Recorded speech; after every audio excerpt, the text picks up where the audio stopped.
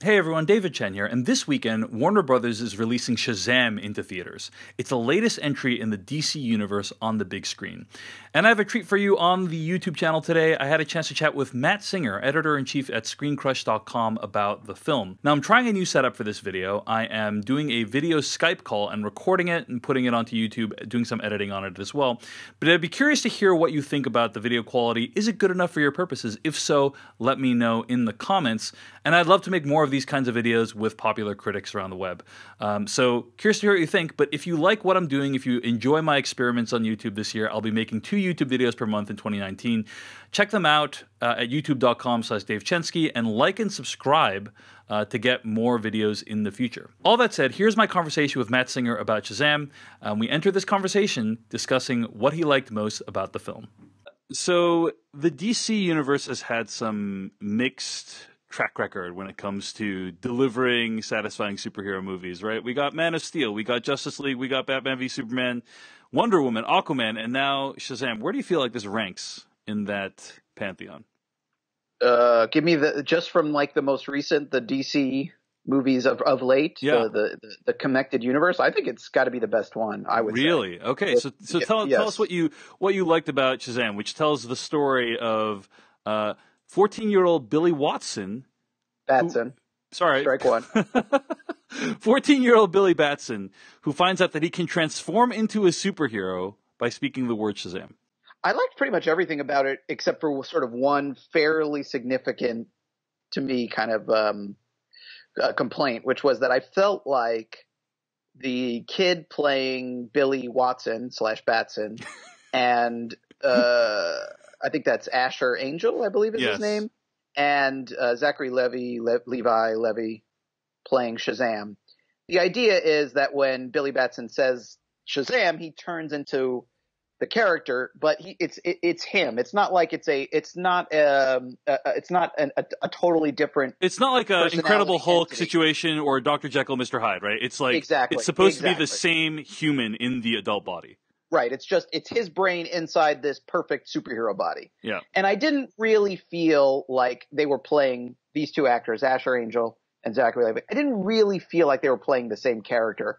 I thought they were both very good as their characters. Like I enjoyed watching Asher Angel as this kind of sad, tough Billy Batson, and I really liked Zachary Levi as this kind of awkward, kind of like puberty on wheels Shazam. I just didn't really feel like they were really playing the same person, which they're supposed to be.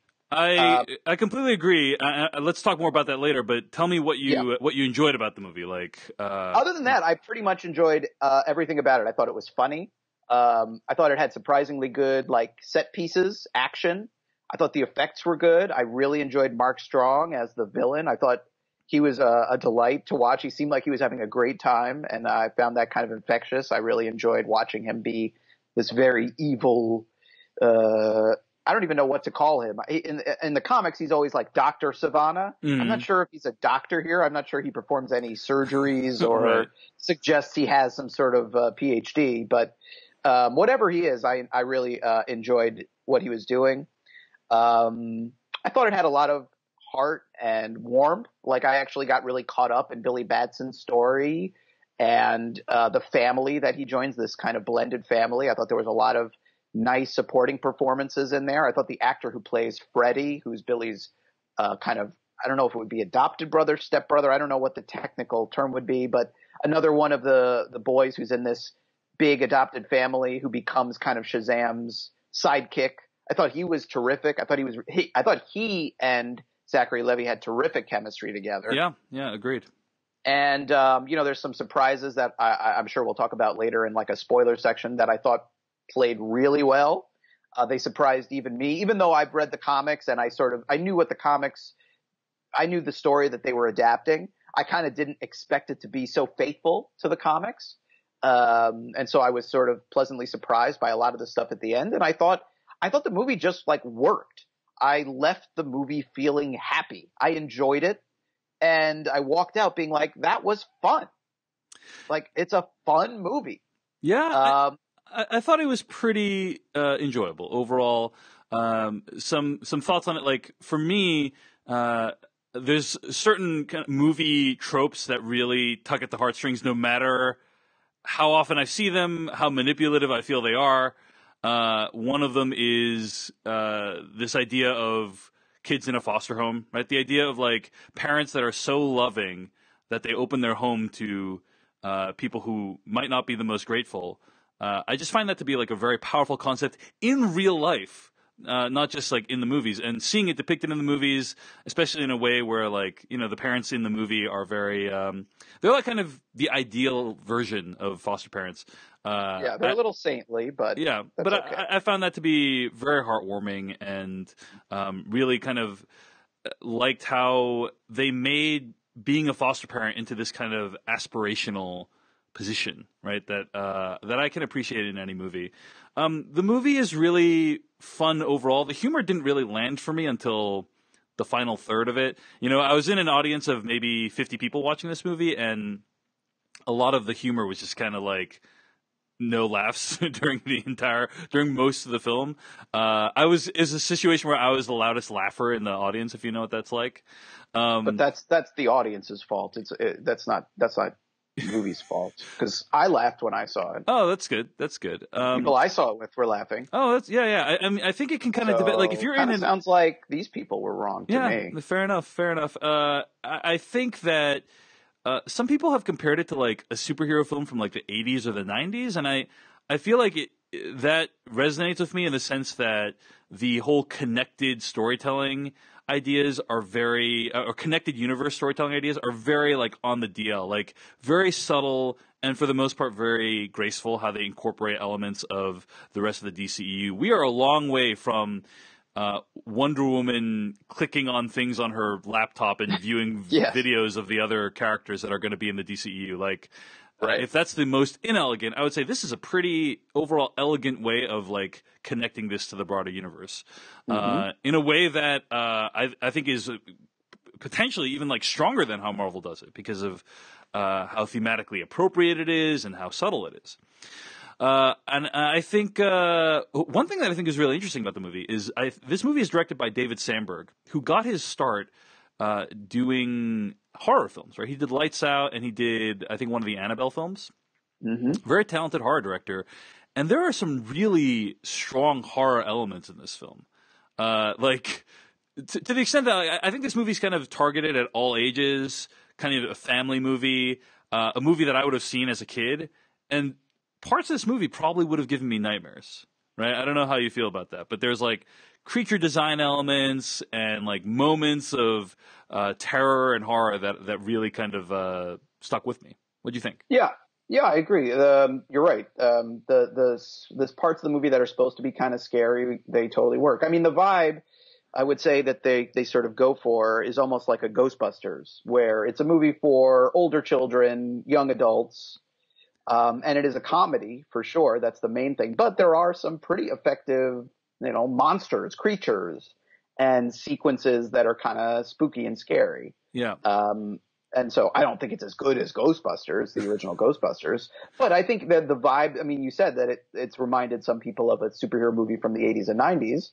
And I think that is definitely one of the movies that you could point to as perhaps a model of at least the sort of the tone and the vibe that they the vibe is a good way of describing it. It doesn't take the whole idea of being a superhero very seriously. You know what I mean? In my opinion, like it's just kind of like, hey, it's a fun goof. That's what this movie is. It's a fun goof. Well, right? I think it takes a very believable approach to the concept of what would happen if a 15-year-old boy got, these superpowers. Like, well, let's talk a little bit about that. So I just want to say I actually agree with you that at no point did I really think that the young kid and I was purposely trying to look for ways in which they were similar, right? I was trying to be like, okay, like the kid talks like that, and maybe he what I mean by that is it sounds like I'm being critical, but I'm actually I'm trying to be generous to the film, right? I'm trying to look for ways in which the movie's making this connection work, and it was very difficult to find. I think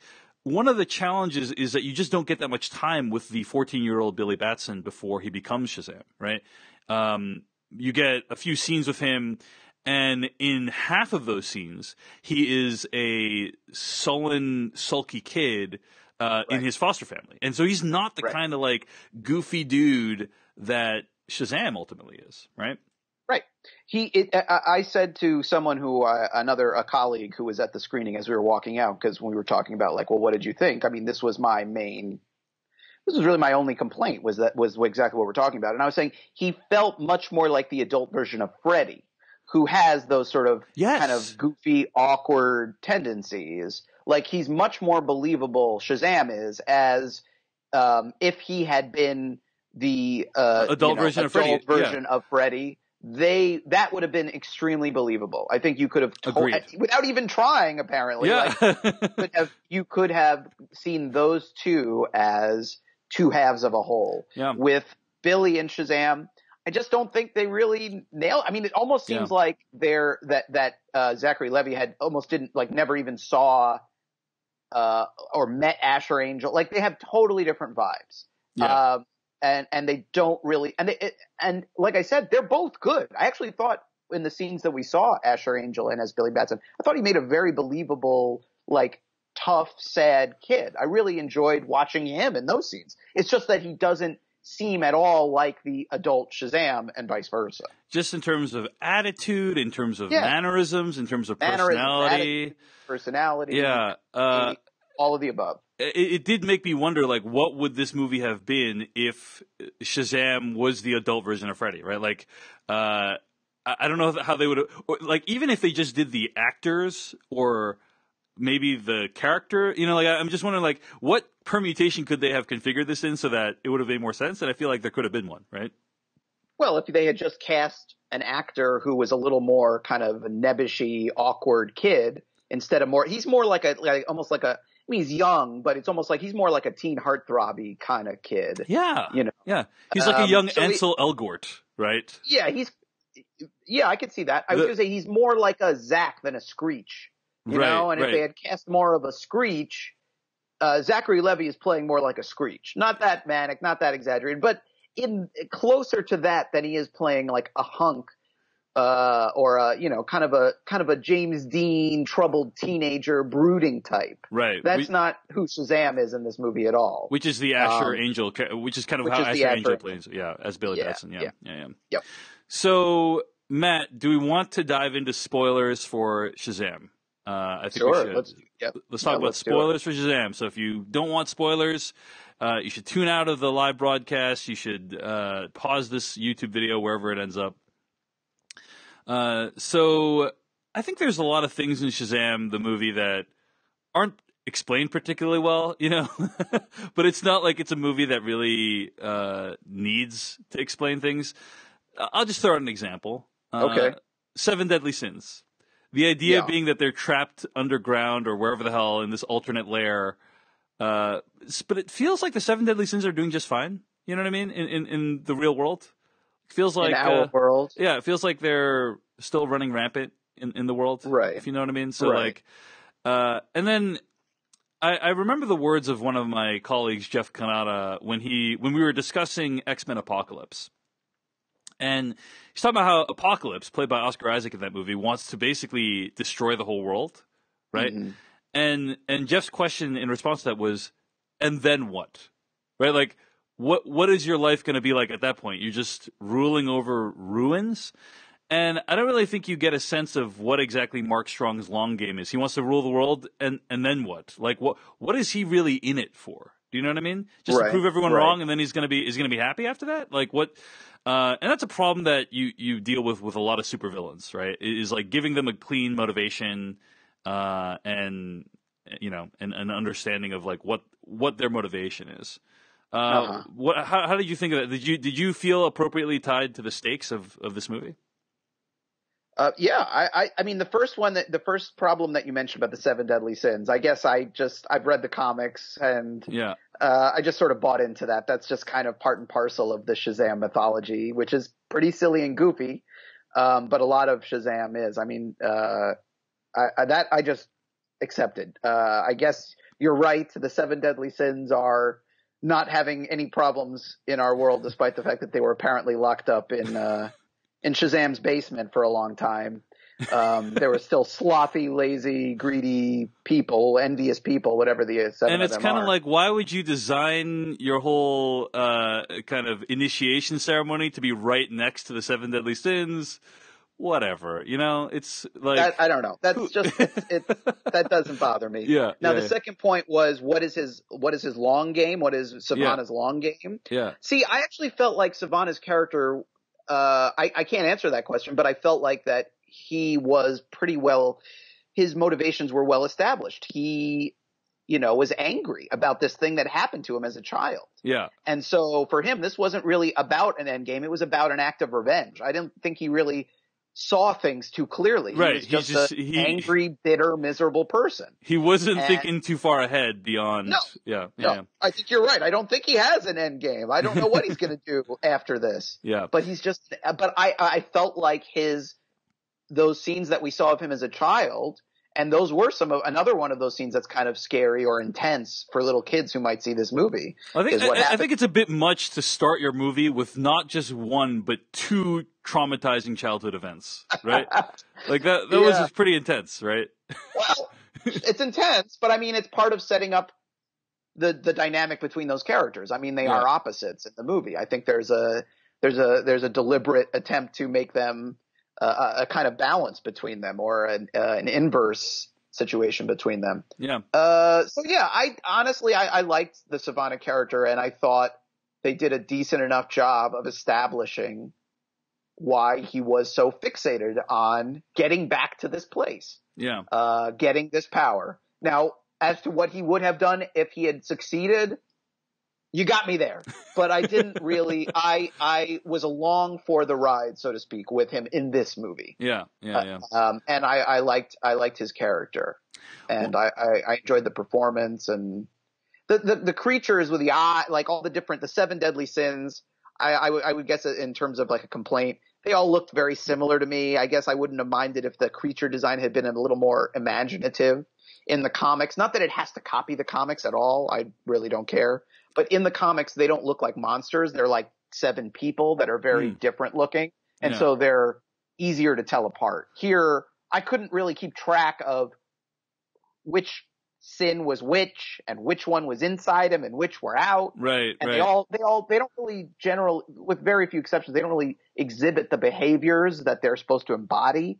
So to me, that, like you were saying, like the seven deadly sins are doing just fine, even though there's a lot of sinning in the world, even though they're locked up supposedly. Right. And it's like they don't really even play into that. Like when they're released into the world, it's not like people start acting more greedy or more envious or more lazy, or they're just generic monsters. Yeah. And they are kind of scary looking, but they do all blend together. And then when there's seven of them, it can be hard to keep track of them. On the other hand, like when the Shazam family kind of emerges, they've all got different colored costumes, and it's easy to tell them apart. And I thought all of that was handled really well, and I thought that was a super fun sequence. Yeah. And that was the part really kind of pleasantly surprised by, even though that is in the recent Shazam comic series, that almost like verbatim happens, where the family, he gets adopted in this family, and then at the end of the story, they all get Shazam powers. Like, I kind of thought that would be like a,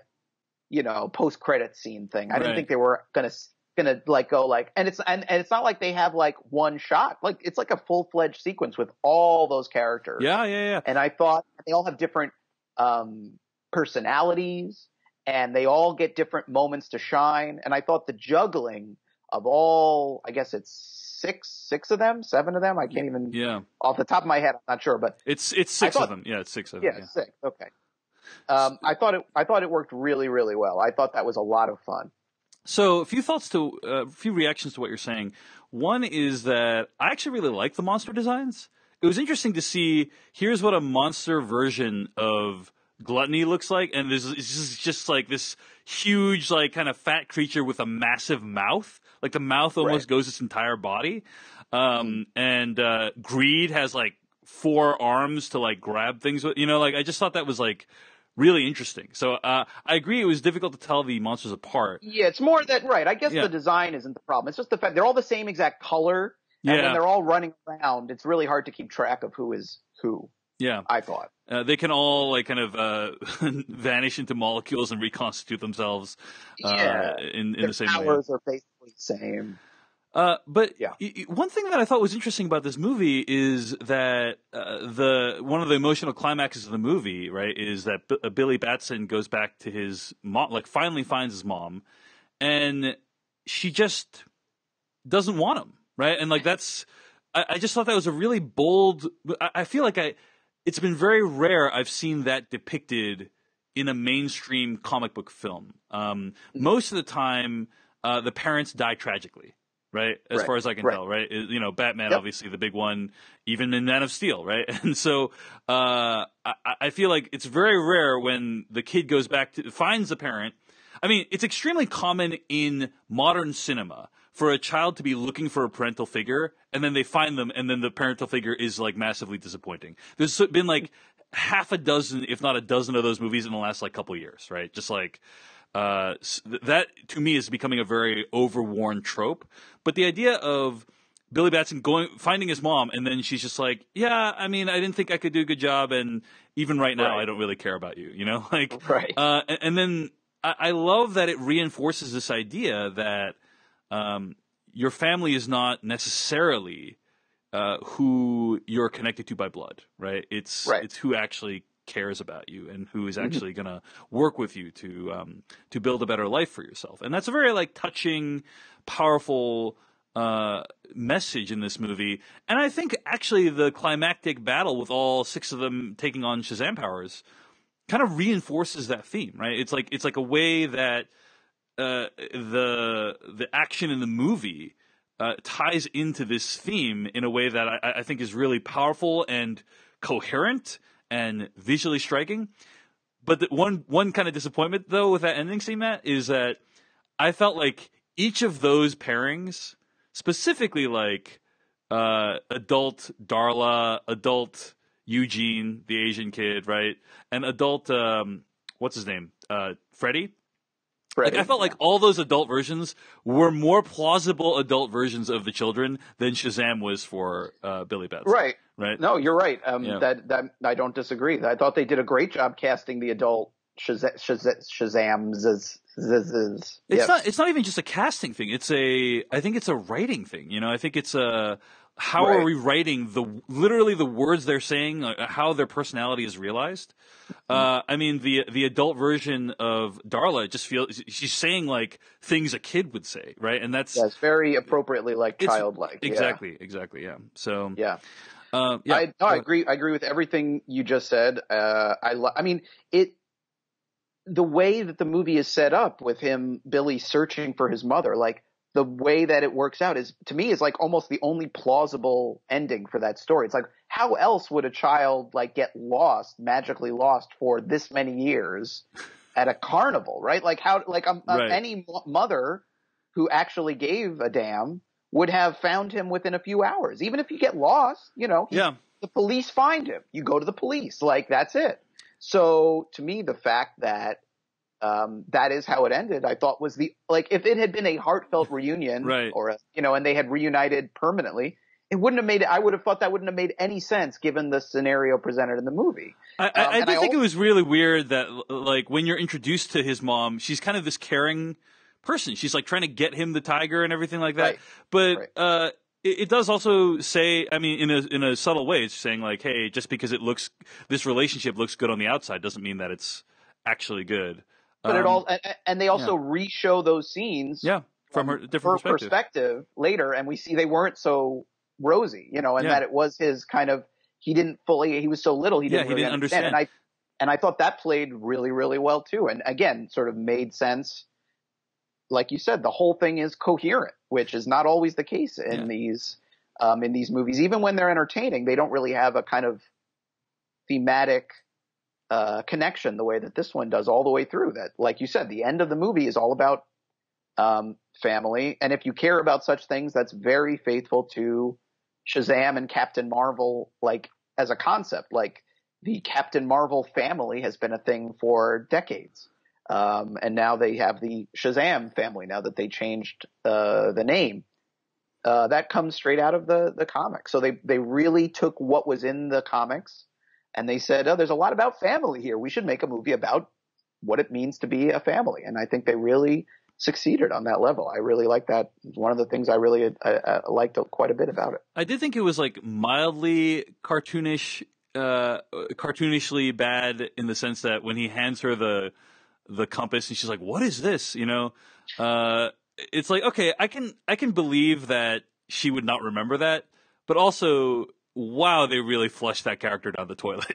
Like it's just, ooh, that person's a bad person, right? If she doesn't Sure, even and the recognize compass the is thing. very kind of on the nose symbol. Right. But whatever. This is not a subtle film, so I didn't. That's a right. Yeah. I think that's a pretty minor quibble. I have a couple of basic questions about the plot of this film.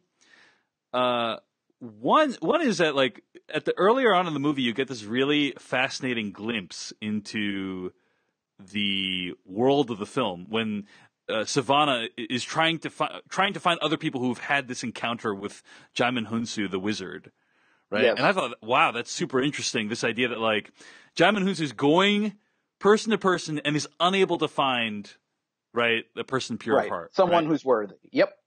But he's not, like, testing them at a very rapid rate. He said there's only been like 50 or something like that. I think the number he quotes is like 50 that they've found.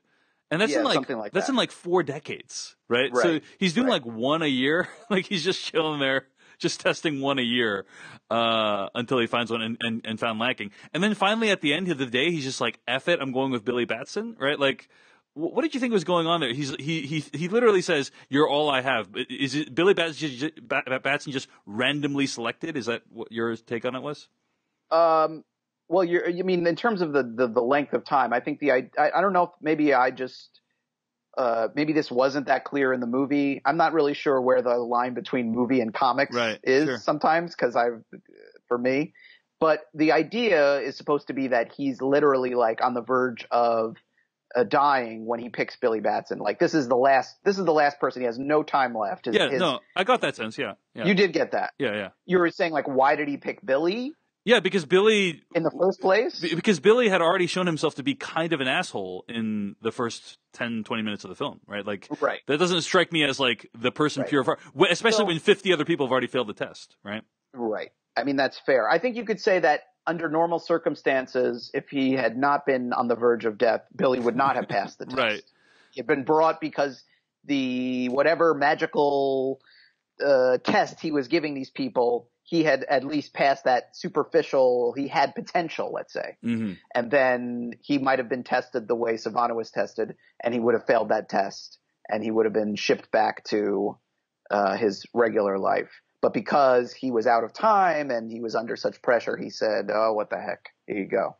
In the original Shazam comics, the character of Billy Batson is much more kind of like pure-hearted. Like he's almost like, I was trying to think this morning, like who to compare him to. And he's like, the original concept of Billy Batson is like Ralph Wiggum if he was smart. He's like totally pure-hearted, totally sweet and innocent.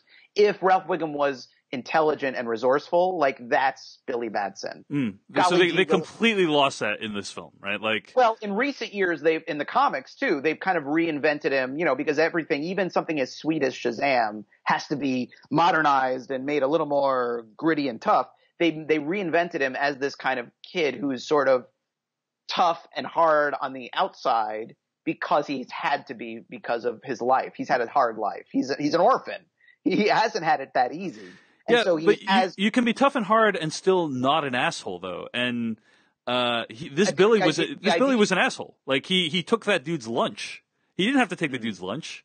The idea that they're going for, whether they succeed or not, is that he has potential, and at his core, he is a good person, and he just needs sort of, again, the idea of family. He needs to find his family. He needs to find encouragement and support to kind of nurture it and bring it out of him.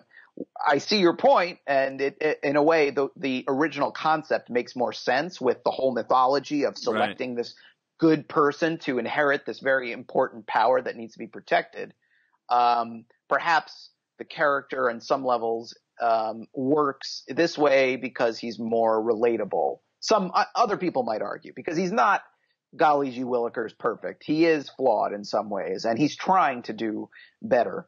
And in some ways, that makes him a little more relatable as a hero. You know, he's more like a Peter Parker who's trying to do good, who fails sometimes, but is always trying to do the right thing. I think that's fine, but then you got to rewrite Jaimon Hunsu's wizard speech. You know what I mean? But fair enough. You know, you don't need to rewrite it that much. Just change it a little bit to be like the person with the most potential to be blah blah blah or whatever. You know what I'm saying? Anyway, right? Not a big deal. Let's talk about the very final shots of the movie, right? So at the very end of Shazam, Billy transforms into Shazam and kind of makes good on the request that Freddy had to kind of appear as his best friend at lunch. Now, right. Sidebar here. Yes. I think that one of the more unrealistic elements of this movie is this idea that if you were a kid, if you were a 8-year-old or 10-year-old or 12-year-old kid, and you had the ability to transform into a superhero, especially if your physical body was weak in some way, right? How old do you think these characters are? I guess they're in high school, 8 years old? 14. Some of the kids, they're like literally twice as old as you think they are in this movie. I'm talking Dave about doesn't hang out with kids very much. I don't know if you can tell. Yeah, I mean, I'm okay copping to that. But also, I'm talking about the other foster kids, Matt. Okay, not just the main characters. Oh, okay, like a Darla. Yeah, okay, like Darla. fine. Yeah. And I just feel like if you had the ability to transform into a superpowered version of yourself, like you would probably want to use that ability all the time. Sure. And that's something that I think the movie didn't explore. Maybe it will explore in a future movie. But the idea that like, can you imagine if you had superpowers? Like, would you keep going to school and being made fun of and bullied? You know what I mean? Like, it just doesn't like that requires a lot of self-restraint that I think most adults don't even have, let alone these adolescents. But maybe. I don't know. Maybe they are also all pure of heart. So who knows? Anyway, you've just outed yourself as a supervillain, Dave, because no, I'm serious, because the other main, besides Savannah, the other like classic Shazam villain is this guy Black Adam, who has the exact same powers as Shazam, but different costume and different origin and yada yada yada. And Black Adam, who's supposedly going to be the Rock someday, they for a long time they had talked about making him as the villain of the movie, and then obviously it didn't happen. But he was interested in playing that character. So Black Adam never turns back into his human form. Like, he has been his Shazam body for like centuries. I see. And never turns back. So the idea of like wanting to be in that form forever that you're expressing suggests that you are unworthy of this power because you would use it for evil. But continue. 100%. Yeah. Okay. I will readily admit that. Okay. Sidebar over. Final shot of the movie. Superman comes into frame, and you see kind of his suit, his body. From the chin down. Yeah. And it's at this point that you realize how bad things have gotten between Henry Cavill and the DCEU. Right? That he couldn't even... It literally would have taken 3 hours of shooting, right? To do well. I guess he had to get in the suit too, but you know what I mean. You could have done that in a day. Supposedly he was shooting Mission Impossible 7. Something like that. Yeah, something like that. But I didn't understand why they did that. If they couldn't really get Henry Cavill, I didn't think that worked. I thought that they should have just trimmed that out. Because I think it's like, oh wow, what a cool moment that these characters inhabit the same universe. But then you're like, well, why did we see Henry Cavill? Had showed up for that last shot, it would have been a killer. Amazing. It would have been so good. So good. It would have been like, oh, wow. On paper, I totally get it. Yeah. But the fact that they couldn't get him and they included him from the waist literally from the chin down, I thought was so just a total like a swing and a miss. It was just like, it was a great idea, guys. You couldn't pull it off. They should have, maybe they just felt like they didn't have a button for that scene. Otherwise, they'd already shot it, or I would have tried to come up with some other ending. I don't know what. Maybe Jason Momoa could have showed up. Maybe Gal Gadot. They seem to be happier in their roles right now. Maybe they could have convinced them. Yeah, imagine if Aquaman had showed up. But I mean, I think with the timing of this, it sounds like this was filming at the same time as Fallout. And it's not like Aquaman was a massive success at this point. when they were filming That's a fair point. When they're filming, Yeah, that's a fair point. Wonder Woman though was a big hit. They could have had Woman. They could have got Wonder Woman in there. And they're making a sequel. Like, put Wonder Woman in it. And teenage boys would have been really excited about that, right? I mean, and the characters. I'm not talking about in the audience. I'm saying these characters, 15-year-old kids, they would have been pretty excited if Gal Gadot walked into their lunchroom. I think that would have worked. I do want to. Perhaps they tried. Perhaps they explored that idea too, and she was unavailable also. I don't know. But what they have here, I thought, was a swing and a miss. A good idea if they could have gotten Henry Cavill. Yeah. Matt Singer, closing thoughts on Shazam. Closing thoughts on Shazam. No, I like I said, I thought I genuinely think it is the best of the recent, like the DCEU movies. I really enjoyed it. I could see myself watching this movie a lot, like on TV when it pops up on TV or on streaming. I could really see myself watching this movie a lot. My kids are too little for it now, but I could also see like watching it with, my daughters. I think that's, I think once they're a little older, they're definitely too young for it now, but I do think it has a really, like, the stuff between Shazam and Freddy, I think is really, really strong. And I think a lot of kids, older kids, young teenagers are really going to respond to that. Like if this movie had come out when I was the age of like a Freddy, I would have adored it. I would have watched it. Yeah, I think so too.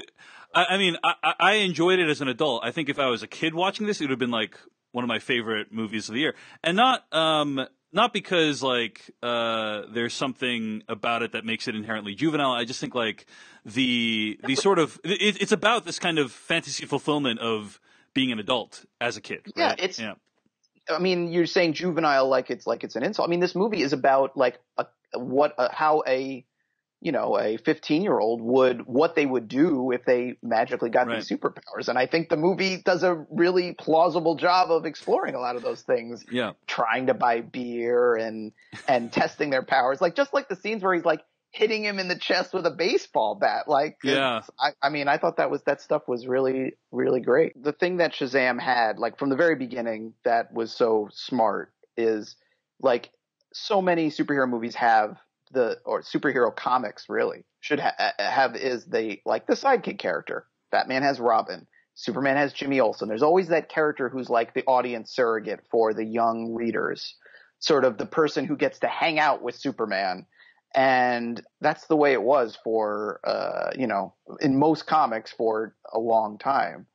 And I mean, the thing that was so brilliant about Captain Marvel / Shazam when he was made was it fused those two people into one. It was like the sidekick character is the superhero. So instead of imagining that you are the buddy of Superman, you get to imagine you are Superman. And that's what makes it so smart. And I'm sure my dog agrees. Your dog sounds like he really agrees with that. Yeah. He has very strong feelings about Shazam. He's named Kirby after the comic book artist, so clearly he feels like he has an input into this conversation. Last call out is just I want to echo your thoughts on that training montage. It was really interesting. It wasn't a training montage. In most, like Spider-Man movies, you get a training montage. This was not a training montage. It was a testing montage, right? It was a let's find out what powers we have montage. Right. And there's like this kind of joy of discovery that you share with the characters in that movie that I thought lighting him on fire was really fun. Very cool, very cool. So this movie has fun with the characters. It has a heart.